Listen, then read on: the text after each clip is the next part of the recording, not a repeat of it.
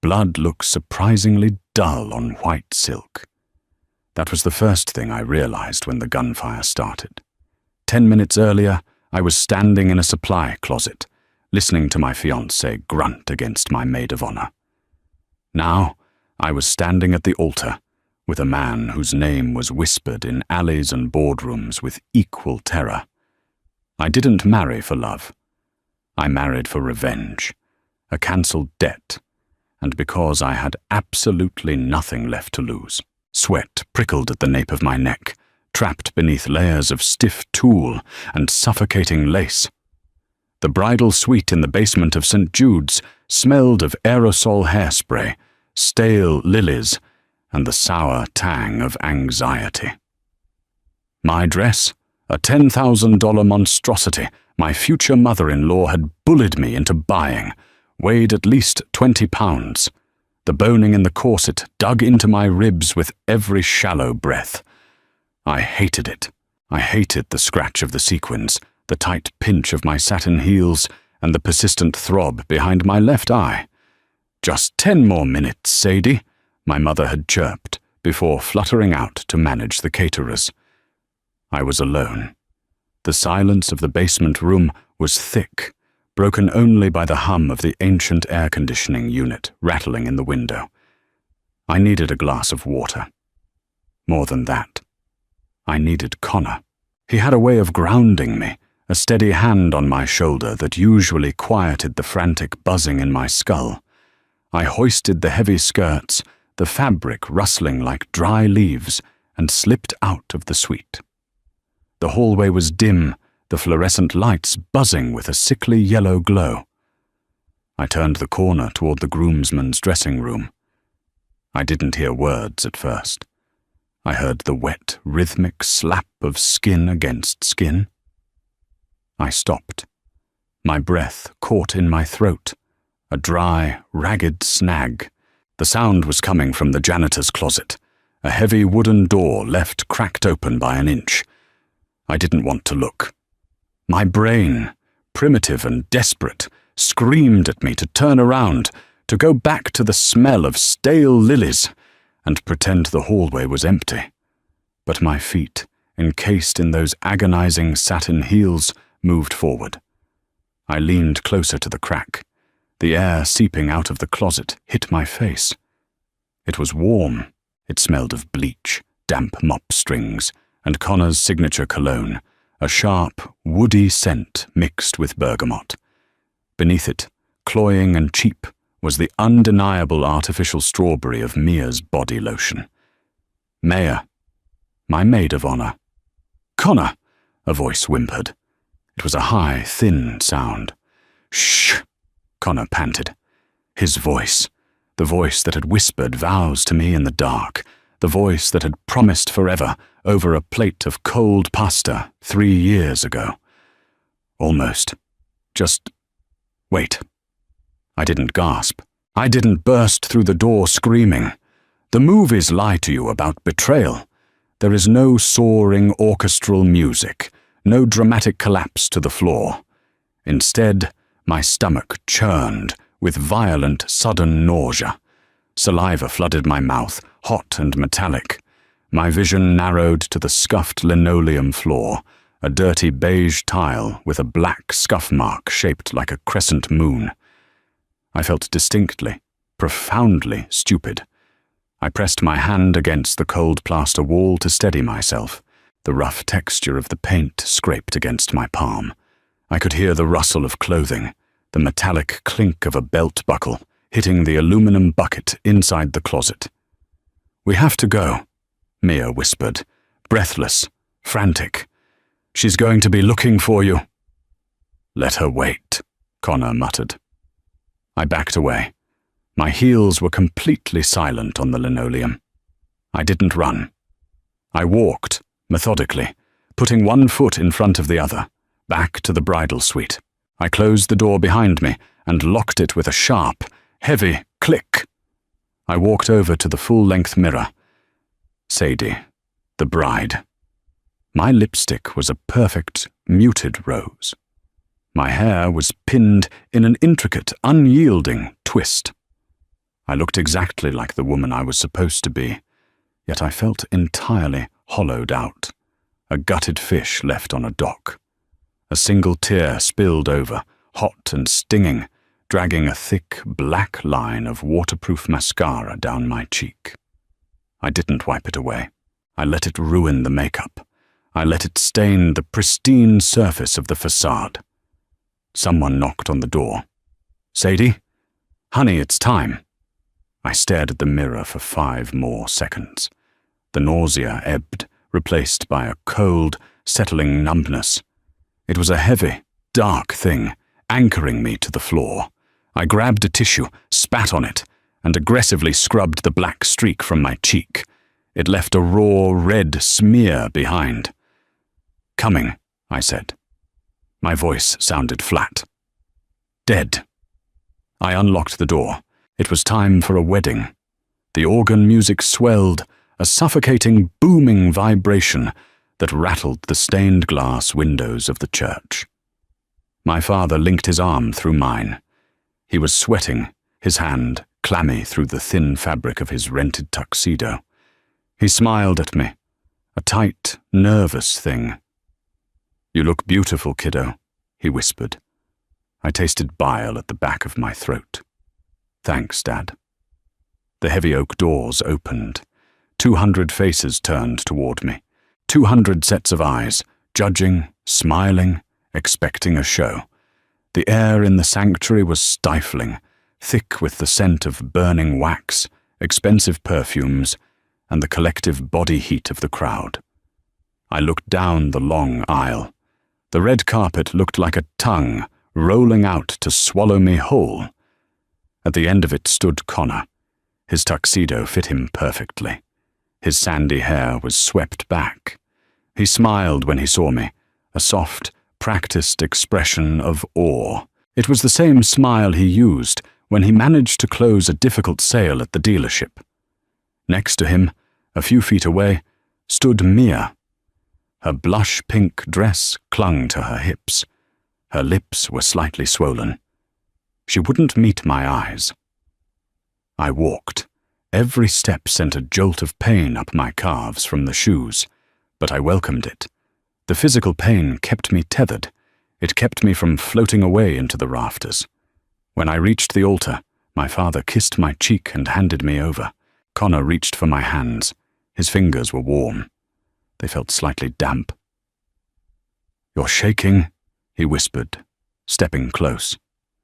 The smell of bergamot and wood smoke hit me, mingling sickeningly with a faint, lingering trace of artificial strawberry. "You look perfect." I looked at him, really looked at him. I saw the slight asymmetry of his jaw, the tiny scar above his left eyebrow, the way his pupils were slightly dilated with adrenaline.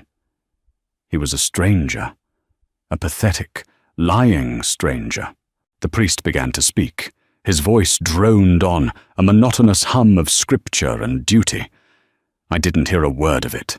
I was hyperfixated on the microphone clipped to the priest's lapel. And so, if anyone can show just cause why they may not lawfully be joined together, let them speak now, or forever hold their peace. The priest paused. It was a ceremonial pause, a fraction of a second meant for dramatic effect, before moving on. Nobody ever speaks. I pulled my hands out of Connor's grip. My skin felt instantly cold where his warmth had been. "I have a cause," I said. My voice wasn't loud, but in the cavernous silence of the church, it cracked like a whip. The organist, who had been softly playing a background chord, slipped and hit a dissonant, jarring note. Connor blinked. His practiced smile faltered, melting into a mask of pure confusion. "Sadie, what are you doing?" I turned toward the congregation. The faces were no longer smiling. They were a sea of wide, shocked eyes. I looked at Mia. The color drained from her face so fast she looked like a corpse in a pink dress. "He's screwing the maid of honor," I said. I leaned slightly toward the priest's lapel mic. The speakers overhead popped with static, amplifying my words to a booming decree. In the janitor's closet, about 15 minutes ago. She smells like cheap strawberry lotion, if anyone wants to verify. A collective gasp sucked the oxygen from the room. Somewhere in the third row, Connor's mother let out a strangled, high-pitched noise. "Sadie, are you insane?" Connor hissed, grabbing my wrist. His grip was tight, bruising. The facade was entirely gone now, replaced by a panicked, ugly snarl. "Shut up!" "Let go of me," I said, my voice dead calm. "You're ruining everything." He spat, his face turning a mottled, furious red. Before I could rip my arm away, before the murmurs of the crowd could erupt into full chaos, a sound cut through the tension. It was the sound of the heavy oak doors at the back of the church slamming open. It wasn't a polite entrance. The wood hit the stone walls with a violent, echoing crack that made everyone, including Connor, flinch. The temperature in the room seemed to drop 10 degrees. I looked down the long, red aisle. 4 men walked in. They didn't look like wedding guests. They wore suits, yes, but not the rented, ill-fitting kind. These suits were dark, meticulously tailored, and moved with a heavy, fluid grace. The 3 men in the back walked with their hands near their waists, their eyes scanning the pews with terrifying clinical precision. But it was the man in the front who sucked all the air out of the room. He was tall, with shoulders that blocked out the light from the vestibule. His hair was dark, clipped short on the sides, and his jaw looked like it had been chiseled from granite. He moved without making a single sound. No scuffing shoes, no rustling fabric. He was a shadow moving over the red carpet. The silence in the church shifted. It was no longer the silence of shock. It was the suffocating silence of primal fear. Connor let go of my wrist as if my skin had caught fire. I looked at him. He was trembling, actually vibrating with terror. His eyes were wide, fixed on the approaching man, and I watched, fascinated, as a bead of sweat rolled down his temple and dropped onto his stiff white collar. "Oh God," Connor whimpered. "No, not now." The man reached the altar. He didn't look at the priest. He didn't look at the 200 terrified guests. He looked at Connor. His eyes were black. Not dark brown, but a flat, lightless black. When he spoke, his voice was a low, gravelly rumble that vibrated in the floorboards beneath my feet. "Hello, Connor," Gabriel Rossi said. "I believe you owe me something." The priest had backed away, pressing himself flat against the marble altar, as if hoping to blend into the stone. Gabriel Rossi didn't even acknowledge him. He stood in the center of the sanctuary, casually adjusting the cuffs of his immaculately tailored midnight blue suit. The faint metallic click of his platinum cufflinks sounded unnaturally loud. "Gabriel," Connor choked out. His voice cracked, high and pathetic. I have the money. I just need a few more days. The wedding, the gifts. I was going to pay you tomorrow." Gabriel tilted his head a fraction of an inch. A sharp, cynical smirk touched the corner of his mouth. It wasn't a smile. It was a blade. "Tomorrow," Gabriel repeated.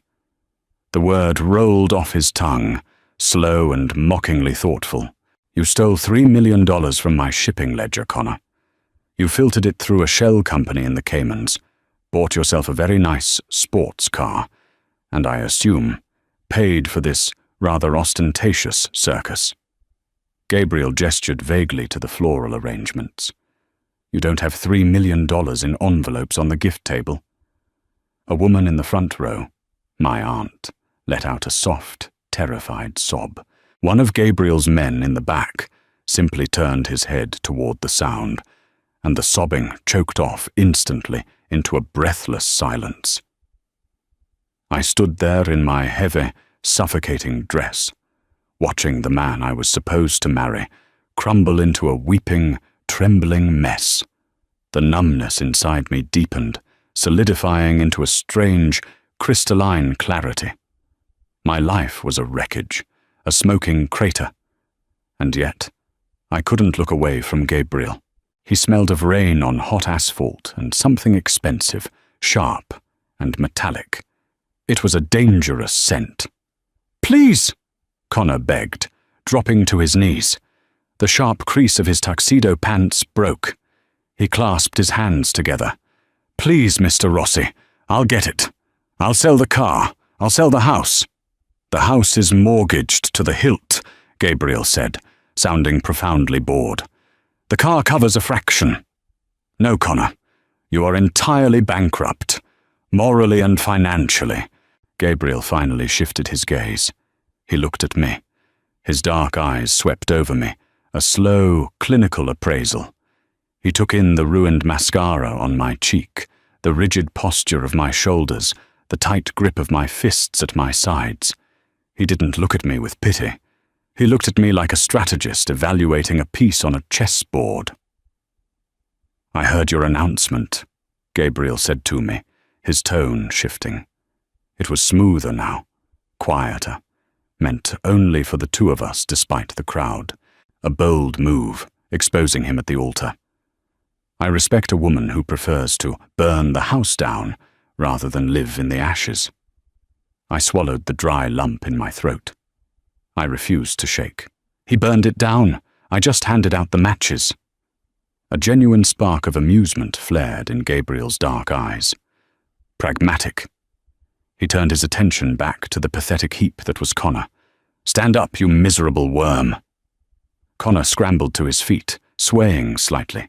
"I am going to take everything from you, Connor," Gabriel said, his voice dropping to a lethal whisper. "I am going to take the car. I am going to take the house. I am going to strip your accounts, ruin your credit, and ensure you spend the rest of your miserable life looking over your shoulder." Gabriel paused, letting the terror marinate. Then he looked back at me. "But I have an immediate problem," Gabriel continued, his eyes locked on mine. "My grandfather is a traditional man. He holds the keys to a vast network of family trusts. He refuses to hand over full control of the eastern ports until I am settled, married, a family man." Gabriel let out a short, humorless breath. "I have no time for courtships, and I despise the women who circle my world looking for a payday." I stared at him, the gears in my exhausted brain slowly grinding together. "What are you saying?" "I need a wife. Immediately," Gabriel said. He stepped closer. The heat radiating off him was intense, grounding. "You need to salvage this absolute disaster of a day, and frankly, you look like a woman who could use a little vengeance." "You want to marry me?" I stated. It wasn't a question. It was absurd. It was insanity. Connor let out a strangled gasp. "You can't—" "Silence!" Gabriel snapped, not even looking at him. Connor clamped his mouth shut, his teeth audibly clicking together. Gabriel focused entirely on me. "A business transaction. 1 year, you play the part of the devoted wife at family functions. In exchange, I pay off whatever debts this fool left you with. I ensure you are financially independent for the rest of your life, and I provide you with the distinct pleasure of watching me ruin the man who humiliated you." My heart hammered against my ribs, a frantic, bruised bird trapped in a cage. I looked at Connor. He was staring at me with wide, pleading eyes, silently begging me to say no, to save him, to act like the good, compliant girl he thought he had manipulated. I looked at Mia, still frozen near the altar, trembling in her pink dress. Then I looked at Gabriel. There was no warmth in his offer. There was no romance. It was cold, hard, and entirely transactional. He was a monster in a tailored suit, but I was done being the victim. If I was going to be dragged into hell today, I might as well hold the devil's hand.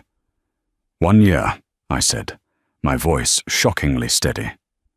Gabriel's lips curved into a dangerous, breathtaking smile. 1 year. He held out his hand. It was large, the knuckles slightly bruised, a heavy silver ring gleaming on his index finger. I didn't hesitate. I reached out and placed my hand in his. His grip was firm, warm, and entirely unyielding. Gabriel looked over my shoulder at the terrified priest. "Father," he said, the command echoing off the stone walls. "Skip the homily. Let's get to the vows." Father Thomas looked as though he might swallow his own tongue. He was a small, fragile man, and his knuckles were completely white where he gripped the edges of his leather-bound Bible. He looked at Gabriel, then at me, and finally at Connor, who was still on his knees, weeping silently into his hands. "The vows," Gabriel prompted. His voice was not loud, but it carried a terrifying edge of impatience. Yes. Yes, of course," the priest stammered. He didn't bother opening the book. He swallowed hard, his Adam's apple bobbing in his thin throat. "Do you, Gabriel? Rossi, take this woman!" "Sadie," I supplied. My own voice sounded disconnected, like I was listening to it through a thick wall of water. "Take Sadie to be your lawfully wedded wife?" "I do," Gabriel said. He didn't look at the priest. He was watching me, his dark eyes cataloguing every micro-expression on my face. "And do you, Sadie, take Gabriel?" The priest faltered. "I do," I interrupted. "The rings," Father Thomas squeaked. Gabriel finally looked away from me. He looked down at Connor. "The ring, Connor."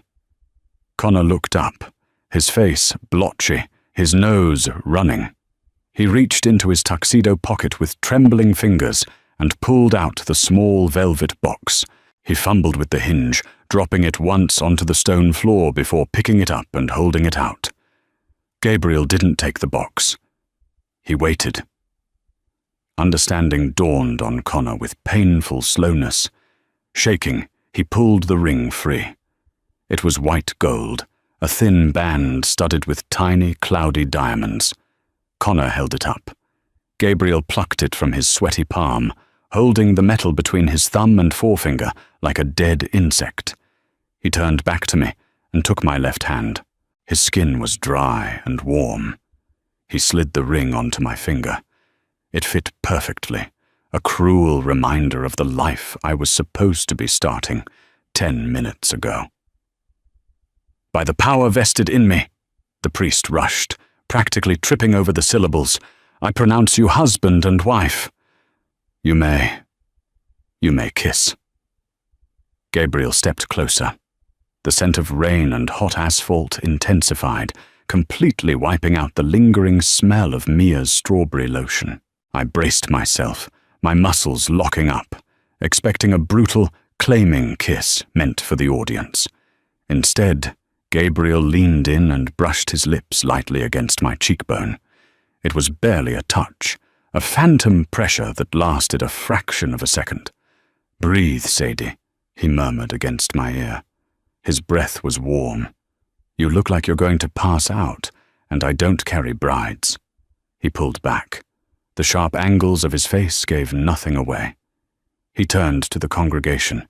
They were perfectly still, a wax museum of horrified relatives and terrified friends. "Thank you all for coming," Gabriel announced, his voice echoing in the rafters. "The reception is cancelled." He placed a heavy hand against the small of my back, right where the boning of my corset dug the deepest. He didn't wait for me to process the command. He simply propelled me forward. We walked back down the red carpet. The silence was absolute. Nobody whispered. Nobody moved. I kept my eyes locked on the heavy oak doors at the end of the aisle. I didn't look at my mother, who was clutching her chest in the third row. I didn't look at Mia. I just put one agonizing satin heel in front of the other. When we breached the doors and stepped out onto the concrete steps of the church, the afternoon sun hit me like a physical blow.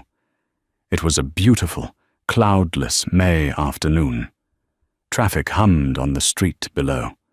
A woman walked a golden retriever on the opposite sidewalk. The world had kept spinning while my entire reality collapsed.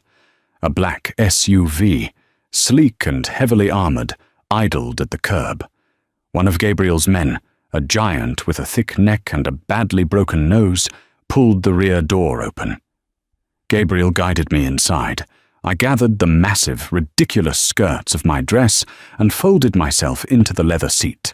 Gabriel slid in next to me, bringing the door shut with a solid, heavy thud that instantly muted the sounds of the street. The interior smelled of rich, conditioned leather and peppermint. The tinted windows turned the bright afternoon into a permanent, muted dusk. Gabriel leaned forward and tapped the glass partition, separating us from the driver. Home. The car pulled away from the curb. I looked out the window, watching the stone steps of St. Jude's roll past. Connor had stumbled out of the doors, his hands gripping his hair, looking frantically around the empty street. I turned away from the window. The adrenaline was beginning to drain out of my bloodstream, leaving behind a cold, hollow ache in my joints. The corset was crushing my lungs.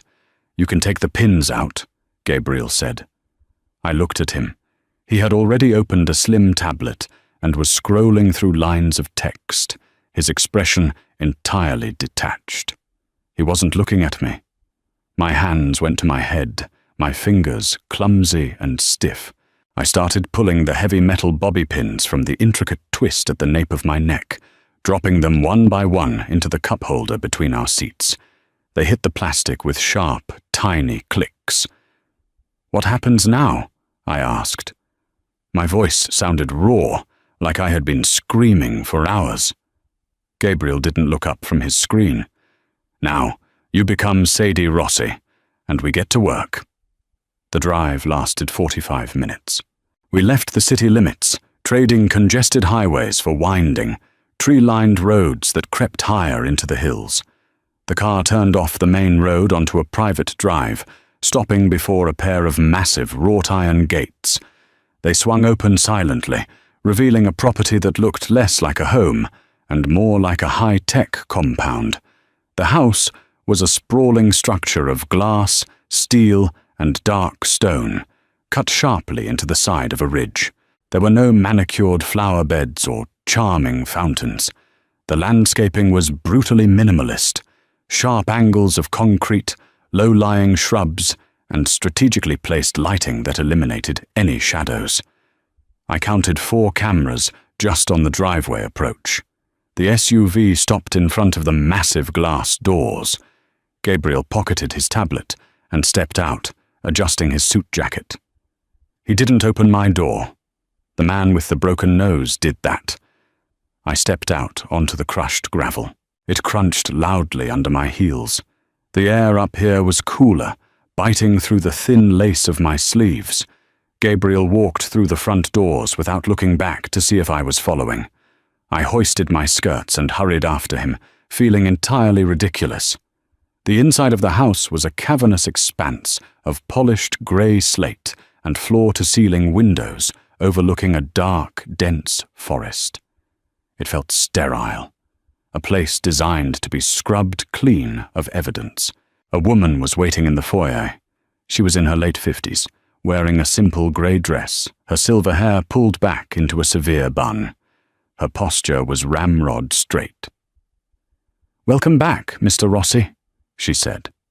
Her voice was flat, betraying absolutely zero surprise at the fact that he had left the house 2 hours ago single and returned with a woman in a wedding dress. "Martha, this is Sadie," Gabriel said, tossing his keys onto a marble console table. "She will be staying in the primary suite. Have someone bring her things from her apartment by tomorrow morning." "Very well," Martha said, her eyes finally flicking to me. She gave me a curt, measuring nod. "Mom."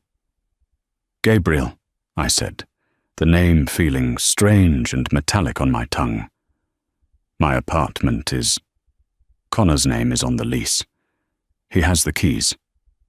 Gabriel stopped at the base of a floating glass staircase.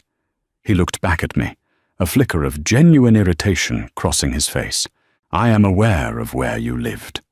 By the time my men get there, Connor will not be a problem.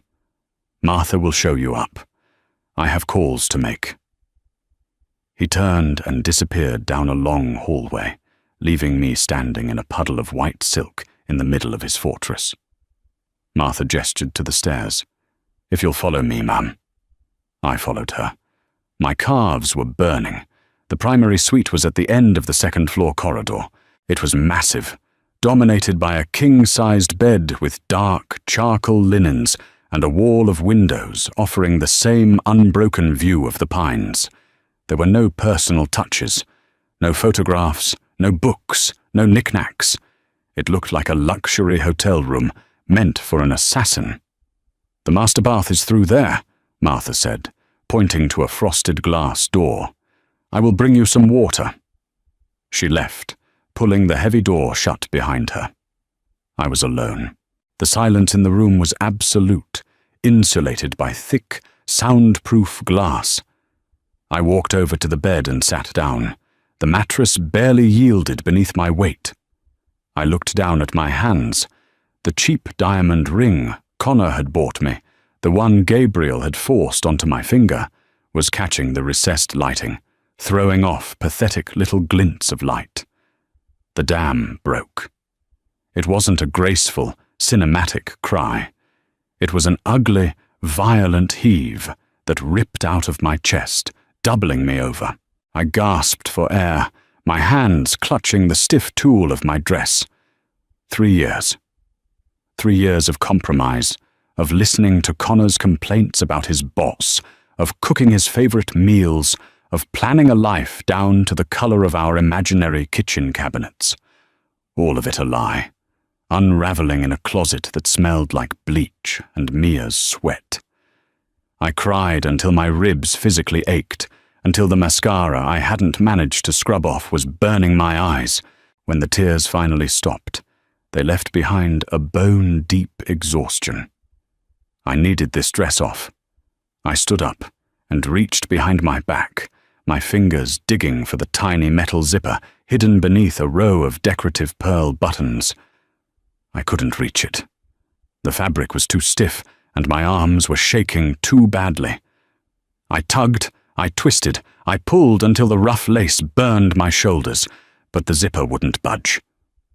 The bedroom door opened. Gabriel walked in, holding a glass of water. He stopped a few feet inside the room, taking in my ruined makeup, the red marks on my shoulders, and the frantic, pathetic way I was clawing at my own spine. "I can't get it off," I choked out. The humiliation was sudden and absolute. I sounded like a child. Gabriel set the water on the nightstand. He walked over to me. His heavy footsteps made no sound on the thick rug. "Turn around." I turned, presenting my back to him. I felt his fingers brush the nape of my neck, moving aside the loose, tangled strands of my hair. His touch was clinical. There was no lingering heat, no cinematic tension. He gripped the top of the zipper. "Hold your breath," he said. I sucked in a breath. He pulled the zipper down in one smooth, forceful motion. The metal teeth parted with a sharp, tearing sound. Instantly, the pressure on my ribs vanished. The corset released, and I let out a long, ragged exhale, my shoulders slumping. "Thank you," I whispered. Gabriel stepped back. "There are fresh towels in the bathroom. One of my shirts is on the counter if you need something to sleep in. We have breakfast at 7. Don't be late." I turned to look at him, holding the bodice of the dress against my chest so it wouldn't fall. He was already looking at his phone, his expression completely closed off. "Gabriel," I said. He paused, glancing up. "Why me?" I asked. The question had been rattling around in my skull since the altar. "You could have paid any woman to do this. You could have hired an actress. Why step into that mess?" Gabriel looked at me for a long moment. His eyes were unreadable, dark voids that seemed to absorb the light in the room. "Because an actress would have hesitated," he said softly. "When I walked into that church, I offered you a lit match, and you didn't even blink before you threw it. I don't need a professional, Sadie. I need someone who knows how to burn things down." He turned and walked out of the room, shutting the door quietly behind him. I woke up to the smell of black coffee and the muffled sound of a helicopter rotor fading into the distance. For 10 seconds, I stared at the ceiling, trying to remember where I was. The sheets against my skin were cool, dense, and smelled faintly of expensive laundry detergent. Then, the memories of yesterday hit me like a physical assault. The closet, the church, the contract, the tears. I sat up. I was wearing Gabriel's dress shirt. It was stark white, incredibly soft, and swallowed me whole, the hem stopping mid-thigh. My wedding dress was gone. Someone had come into the room while I was dead to the world and removed the $10,000 mistake. I swung my legs over the side of the bed. My feet hit the hardwood floor, and a sharp spike of pain shot up my left calf, a lingering souvenir from the satin heels. I walked into the bathroom, splashed cold water on my face, and stared in the mirror. I looked terrible. My eyes were puffy and bloodshot, my skin pale and drawn. I looked exactly like a woman who had blown up her entire life on a whim. I found a pair of black leggings and an oversized grey cashmere sweater folded neatly on a chair in the corner of the bedroom. Martha's doing, no doubt. I put them on, the soft fabric a massive comfort after yesterday's armor, and headed downstairs. It was 6:55. The house was completely silent, but it felt awake.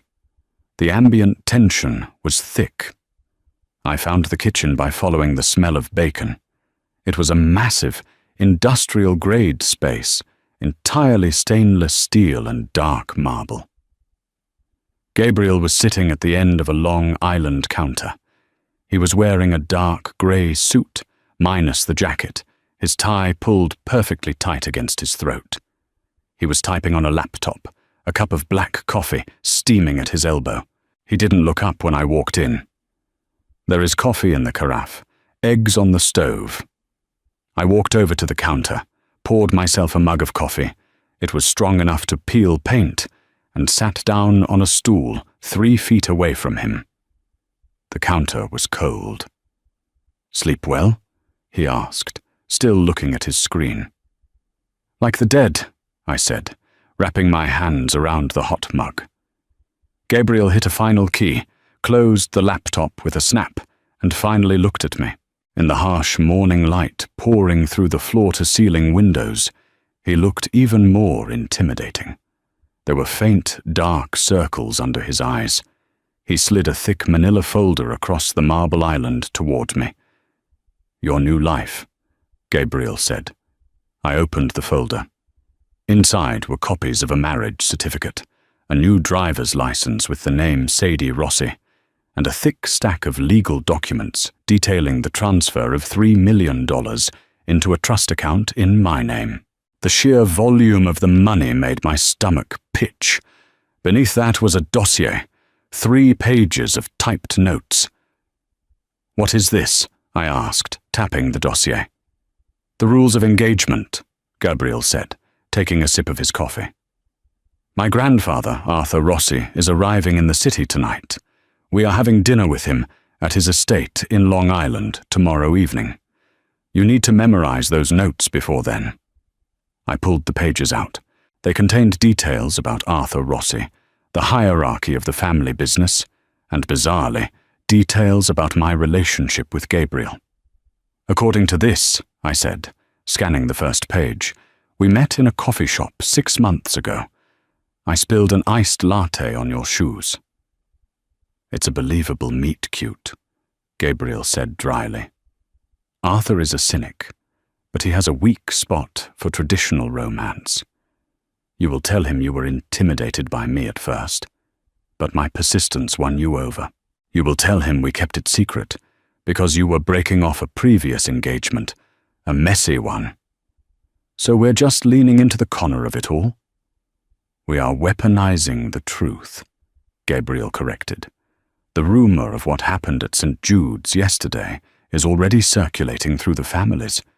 It makes you look impulsive, passionate, and fiercely protective of your pride. Arthur respects all 3 of those traits." I set the papers down. I looked at Gabriel, forcing myself to hold his gaze. "And what happens if he doesn't buy it? What happens if he looks at me and sees exactly what this is? A business transaction to secure your inheritance?" Gabriel's expression hardened. The slight, businesslike ease vanished, replaced by a cold, predatory stillness. "If he doesn't buy it," Gabriel said, his voice dropping into a register that made the hair on my arms stand up, "my uncle Marco will use the doubt to challenge my succession. If Marco challenges me, the eastern ports will lock down. If the ports lock down, we lose millions a week, and my associates will look for someone to blame." He leaned forward, placing his hands flat on the marble. "I do not lose, Sadie, and I do not tolerate liabilities. You will convince him that you love me. You will convince him that you belong in this family. Do you understand?" The reality of what I had done settled over me, heavy and suffocating. I hadn't just married a rich man to spite my cheating ex. I had walked straight into a war zone wearing a blindfold. "I understand," I said, my voice steady despite the hammering in my chest. "But if I'm doing this, if I am putting myself on the front lines of your family drama, I have a rule of my own." Gabriel's eyes narrowed slightly. It wasn't anger. It was curiosity. "Go on. Don't lie to me," I said, tapping the folder. "I will memorize your script. I will smile at your grandfather, and I will play the devoted wife. But behind closed doors, you tell me the truth about the danger I am in. No shadows, Gabriel. If someone is coming for you, I want to know exactly where to stand, so I don't get shot." For a long, agonizing moment, the kitchen was entirely silent. Gabriel stared at me, analyzing the demand, searching my face for weakness. Slowly, the corner of his mouth twitched upward. It was a terrifying, genuine expression of approval. "Deal," Gabriel said. He stood up, grabbing his laptop. "Memorize the dossier. We have a fitting for you at noon. You need a dress for tomorrow night. Something that says you belong to me." He walked out of the kitchen, his heavy footsteps fading down the hall. I sat alone in the massive, cold room, staring at the fake timeline of our love story, wondering if I would survive the year. Pins scraped against my ribs. The seamstress, a small, severe woman named Beatrice, was practically vibrating with nervous energy as she adjusted the hem of the dress. She smelled of starch and peppermint mints. "Don't breathe too deeply, Mrs. Rossi," Beatrice mumbled around a mouthful of silver pins. I hated the title. It felt heavy, like a lead apron they put on you at the dentist's office. The dress was oxblood silk. It didn't drape. It clung. It possessed long sleeves and a high neckline, but the back plunged entirely to the base of my spine. It was a garment designed for exactly one purpose: to make it impossible for anyone in the room to look away. It felt entirely foreign against my skin, cold and unforgiving, unlike the cozy cashmere I had discarded on the chair. Gabriel stood by the window of the fitting room, staring out at the compound's motor court. He wore a fresh suit, charcoal this time, over a black shirt with no tie. He hadn't looked at me since I walked out from behind the screen. "Is the back strictly necessary?" I asked, shifting my weight. My calves still ached. "It feels a bit exposed." Gabriel turned. His gaze tracked from the hem of the dress, up my spine, to the tight bun Martha had wrestled my hair into. The temperature in the room seemed to drop. "My Uncle Marco will be looking for a weak link tonight," Gabriel said, his voice flat. "He expects me to have married a terrified, impulsive civilian. He expects you to hide. The dress tells him you have absolutely nothing to be ashamed of." He walked toward me. Beatrice hurriedly backed away, dropping a pin on the hardwood floor with a tiny tink. Gabriel stopped inches from my back. I could feel the heat radiating off him, a sharp contrast to the cold silk. His hand hovered over my bare skin before his knuckles lightly grazed the base of my spine. I flinched, my breath hitched in my throat, a purely involuntary response. "You are shaking," he murmured, his voice low, meant only for me. "I'm terrified," I admitted, staring straight ahead into the full-length mirror. In the glass, he looked like a shadow looming over my shoulder. "I'm a marketing manager from Queens. I don't know how to negotiate with mob bosses." "You don't negotiate," Gabriel said. He moved closer. The scent of rain and hot asphalt washed over me again, grounding my frantic pulse. "You sit beside me. You smile when my grandfather speaks. You ignore Marco. And if anyone asks you about yesterday, you look them dead in the eye and tell them you upgraded." He stepped back, the loss of his body heat leaving me strangely cold. "We leave in 10 minutes, he told Beatrice. "Finish it." The drive to Long Island was suffocatingly quiet. The partition in the SUV was up, isolating Gabriel and me in the dim rear cabin. Rain had started to fall, smearing the streetlights into streaks of yellow and red against the tinted glass. I spent the journey running my thumb over the cloudy diamonds of the ring on my left hand. Connor's ring. It was a glaring, cheap eyesore against the expensive oxblood silk. Gabriel hadn't replaced it. He insisted it added to the authenticity of the hasty, passionate narrative. To me, it just felt like a physical manifestation of my own stupidity. "Stop rubbing the ring," Gabriel said suddenly. He was reading reports on his tablet, his face bathed in a harsh blue glow. "You look like you're trying to summon a genie." "I'm trying to figure out how I didn't see it," I muttered, dropping my hands to my lap. 3 years. We shared a bank account. We debated adopting a dog. How did I not know he was sleeping with my best friend? Gabriel didn't look up from his screen. "People see what they want to see, Sadie. It's a survival mechanism. You wanted stability, so your brain ignored the cracks in the foundation." "That's very clinical," I snapped.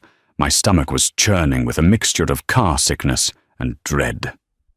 "It's practical," he replied, finally clicking the tablet off and sliding it into the leather seatback pocket.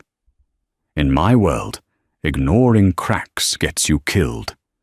In yours, it gets you humiliated in a church basement. The mechanics are the same." I turned my head to glare at him, but the sharp retort died in my throat. We were pulling up to a set of gates that made Gabriel's compound look like a starter home. The stone pillars were topped with carved lions, their faces worn smooth by decades of rain. The gates swung open, and the tires crunched onto a long, winding driveway lined with ancient oak trees. The estate was a massive Tudor-style mansion. It looked old, real money, blood money. The SUV stopped. The heavy door was pulled open by a man in a black raincoat. The cold air rushed in, smelling of wet earth, dying leaves, and the distant, salty tang of the ocean. Gabriel stepped out first. He didn't offer me a hand, but he waited, his broad shoulders shielding me from the worst of the wind as I climbed out. "Shoulders back," he instructed quietly. "Do not look down." I forced my spine straight. The cold silk of the dress pressed against my bare back. I stepped up to his side, and without a word, he offered me his arm. I looped my hand through it. His bicep was hard as granite beneath the wool of his suit. "Ready?" he asked. "No," I said. "Good," Gabriel said, a dark smirk touching his lips. "Fear keeps you sharp. Let's go meet the family." The inside of the house smelled like roasted garlic, old wood smoke, and an undercurrent of something sharp and chemical. Cigar smoke baked into the expensive Persian rugs. The foyer was dimly lit by a massive, dripping crystal chandelier that looked entirely out of place against the dark oak paneling. A butler, an actual butler in a vest, took Gabriel's coat but didn't dare look me in the eye. Gabriel led me down a long hallway, our footsteps muffled by the thick runners. The murmur of voices grew louder. I squeezed his arm.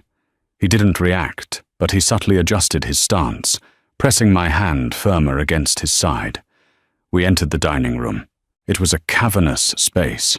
A mahogany table stretched down the center, set for 12, though only 3 people were in the room. At the head of the table sat Arthur Rossi. He was smaller than I expected, frail and hunched in a high-backed leather chair. He had Gabriel's black eyes, but where Gabriel's were sharp and calculating, Arthur's were clouded with age and suspicion. An oxygen tank sat quietly humming near his right foot. To his left sat a man in his late 50s, Marco. He wore a double-breasted suit that was a bit too tight, his hair slicked back heavily with product. He smelled strongly of bergamot and expensive musk. He was swirling a glass of amber liquid, his eyes locked on me the moment I crossed the threshold. "Gabriel," Arthur said. His voice was a raspy, wet wheeze, but it commanded the room instantly. "You're late." "Traffic on the bridge, nonno," Gabriel replied smoothly, not dropping my arm. He guided me toward the table. "I'd like you to meet my wife, Sadie." Silence fell over the room, like a heavy, suffocating blanket. Arthur leaned forward, resting his chin on a silver-tipped cane. His milky eyes dragged over me, stripping away the oxblood silk, the makeup, the facade. I felt violently exposed. I remembered Gabriel's instruction, "Do not look down." I kept my chin leveled, forcing myself to hold the old man's stare. "Sadie," Arthur rasped. He tasted the name. "Not an Italian girl." "No, sir," I said. My voice was remarkably steady, though my stomach was doing violent, sickening flips. "Irish, mostly, with a bit of everything else." Marco let out a short, ugly laugh. It sounded like a bark. "Everything else? I suppose that's one way to describe what happened at St. Jude's yesterday. A real melting pot of drama." Marco set his glass down. The clink was loud in the quiet room. "I heard you made quite the spectacle, sweetheart. Dumped the car salesman at the altar and jumped into my nephew's car before the ink on the marriage license was even dry. You work fast." Heat flooded my cheeks. It wasn't embarrassment. It was pure, unadulterated fury. Connor had made me a victim. I refused to let this slick, cologne-soaked mobster turn me into a punchline. I unlinked my arm from Gabriel's and stepped up to the table. I placed both hands flat on the polished mahogany and leaned slightly toward Marco. My fiancé was having sex with my maid of honor in a janitor's closet while my father was waiting to walk me down the aisle, I said, my voice dropping into a dangerously calm register. I didn't make a spectacle, Marco. I eliminated a liability. I prefer men who don't hide their filth behind closed doors. Marco's smirk vanished.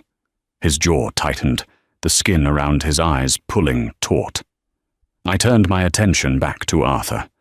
The old man was perfectly still. "Gabriel doesn't lie to me," I said, holding Arthur's gaze. "He told me exactly what this family is. He told me the risks. I didn't marry him for his money, and I didn't marry him because I was desperate. I married him because he is the only man I've ever met who looks a threat in the eye and destroys it. I wanted to be on the winning side." The silence stretched. It pulled tight, a rubber band ready to snap and take my eye out. I could feel Gabriel standing behind me, perfectly still, a coiled spring. Then Arthur began to cough. It started low in his chest, a wet, rattling sound that slowly morphed into a dry, breathless chuckle. He tapped his cane against the floor. "She has teeth," Arthur wheezed, his clouded eyes crinkling at the corners. He looked past me to Gabriel. "I like her, Gabe. She's too skinny, and she looks like she needs a stiff drink. But I like her. Sit down. Both of you." I pulled my hands off the table. My palms left two foggy, sweaty prints on the mahogany. I wiped my hands on the invisible seams of my dress and took the chair Gabriel pulled out for me. Dinner was agonizing. The food, heavy plates of veal parmesan, rich risotto, and bitter greens, tasted like ash in my mouth. I focused on the mechanics of eating. Cut, lift, chew, swallow. I drank 3 glasses of the heavy red wine they poured, letting the alcohol blunt the razor-sharp edges of my anxiety. Marco didn't speak to me again. He directed a barrage of passive-aggressive questions at Gabriel regarding a shipment detained in Newark. Gabriel answered them all with a chilling, detached calm, dissecting Marco's arguments with surgical precision while never raising his voice. I watched them. I watched the way Gabriel held his knife, the tight control in his shoulders, the way he commanded the space simply by existing in it. He wasn't just a businessman. He was a predator, patiently enduring the buzzing of a fly. "And the car salesman?" Arthur asked suddenly, pushing his half-eaten plate away. The question was directed at Gabriel, but the old man's eyes flicked to me. "I don't like loose ends. Does he have family? Connections?" "Connor is a civilian, nonno," Gabriel said, taking a sip of his wine. "He owes me a substantial amount of money. Or rather, he did." "Did?" Marco echoed, raising an eyebrow. "He defaulted," Gabriel stated calmly. "His debt has been restructured." A cold spike of adrenaline pierced through the wine haze in my brain. Restructured. "Good," Arthur grunted, wiping his mouth with a linen napkin. "A man who cannot respect his own bride cannot be trusted to respect his debts. Make an example of him. Show the girl you can protect what is yours." Gabriel didn't look at me. He just nodded once. "It is already in motion." Rain hammered the roof of the armored SUV, a heavy, rhythmic drumming that felt entirely separate from the sterile quiet of the leather-bound cabin. The tires hissed aggressively over flooded asphalt. I slumped against the door, digging my heel into the edge of my opposite foot until the agonizing black pump popped off. I did the same to the other. My toes were numb. The arches of my feet throbbed with a dull, hot ache. Every breath I took fought against the rigid boning of the oxblood silk corset, the fabric acting like a second, unforgiving rib cage. I tasted the heavy metallic tannins of the red wine at the back of my throat, masking the lingering bitterness of the greens from Arthur's table. "You did well." Gabriel's voice broke the silence, steady and flat. I turned my head. The harsh blue glare of his tablet screen washed over the sharp angles of his jaw, highlighting the faint shadow of stubble that hadn't been there at noon. He wasn't looking at me. His fingers swiped across the glass, dismissing whatever multi-million-dollar problem was on his desk. I lied through my teeth, I said, staring at the blurred, bleeding red taillights of a semi-truck ahead of us. I used my own humiliation like a poker chip to buy your grandfather's approval. It was disgusting. You survived, Gabriel countered. He tapped a final command on the screen and hit the lock button. The blue light vanished, plunging the cabin back into dim, amber street lamp shadows. In this family, survival is the only metric that matters. Morality is a luxury for people who don't have a target on their backs. I let my head loll against the cold glass of the window. The condensation seeped through the thin silk at my shoulder. The wine was making me bold, stripping away the heavy filter of self-preservation that had kept me tightly wound for the last 8 hours. My brain was a sluggish, exhausted mess, but one question kept gnawing at the edges of my consciousness. What did you do to him? Gabriel didn't ask who I meant. He didn't feign ignorance. He reached up, loosening his tie by a fraction of an inch. Connor's primary and secondary bank accounts were frozen at noon today, Gabriel said, his tone as casual as if he were reading a grocery list. The dealership he worked for happens to be a subsidiary of a holding company I control. He was terminated at 2 p.m. Gross negligence, documented and filed. He won't get severance. I sat up straight.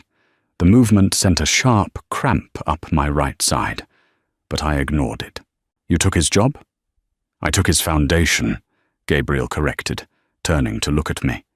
His black eyes caught the passing headlights, briefly flashing like obsidian. His landlord, an associate of mine, served him with an immediate 30-day eviction notice this evening. The sports car he bought with my money has already been repossessed. It's currently sitting in a salvage yard in Queens, waiting to be crushed. My breath caught in my throat, a ragged little snag. By Monday morning, Gabriel continued, his voice dropping into a colder, quieter register. His credit score will be a smoking crater. He owes me $3 million, Sadie. He will spend the rest of his pathetic life working minimum wage, cash-in-hand jobs just to cover the vig. He will never own property. He will never secure a loan. He is entirely, irrevocably erased from polite society. I stared at him. It was one thing to crave revenge when you were standing in a church basement, crying over ruined waterproof mascara and a broken future. It was another thing entirely to hear the sterile, methodical, bureaucratic destruction of a human being's entire existence. There was no screaming, no physical violence. Gabriel had simply pressed a few buttons on a tablet and wiped Connor off the map. Do you pity him? Gabriel asked. It wasn't a taunt. It was a genuine, measuring question.